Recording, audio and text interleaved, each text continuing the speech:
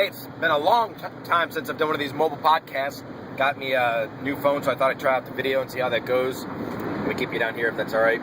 I wanted to talk about something here regarding church growth.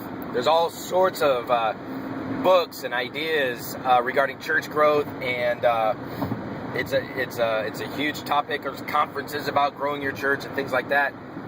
And let me say this, I really subscribe, even more than ever, subscribe to the idea that we need to preach and lead in such a way where we expect, it's a literal expectation, we expect people to leave our church, not come to our church, but leave our church. The message that we need in order to bring revival, to bring the kingdom, right, to advance the kingdom, it's a message that is, man, I can't even begin to tell you how contrary and different it is to what we see in American Christianity today.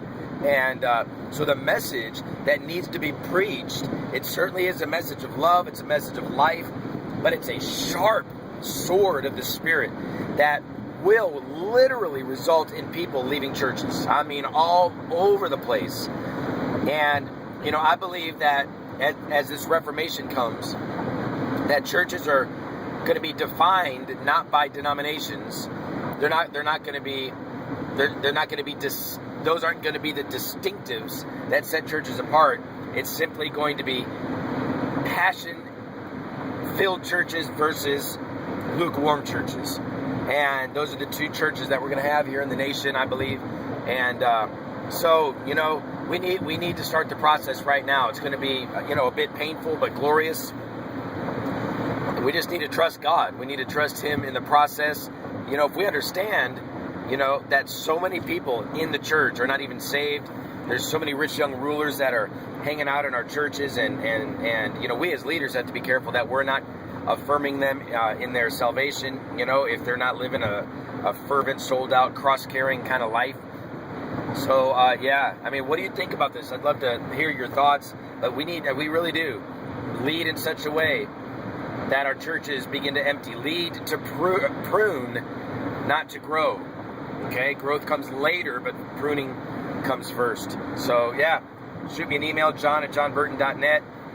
And there's a lot of change coming to the church, a whole lot of change. I believe there's I don't know if I want to use this term. I'll use it just for the point of clarity. This is not the comprehensive, fully descriptive term that I would probably end up using.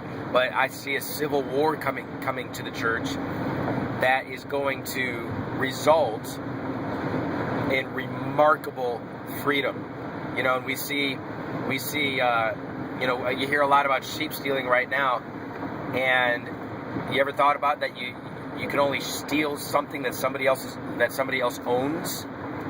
So we have this idea that leaders own sheep very much like, if I can say this, I know it might offend some of you, but very much like slavery, where human beings were owned, right? And so we have that mindset now, where if someone starts going to another church, all of a sudden we hear sheep stealing. Well, you can't steal what someone doesn't own. And so here we are, you know, here I am at Revival Church. I know that it's impossible for someone to steal anybody that goes to Revival Church. I don't own the people. They can go where they want. It's up to them. So I see a lot of these changes coming, a lot of reformation coming, but we just need to get ready and embrace it. So anyway, let me know what you think. John@johnburton.net, or leave a comment right here. Talk to you soon.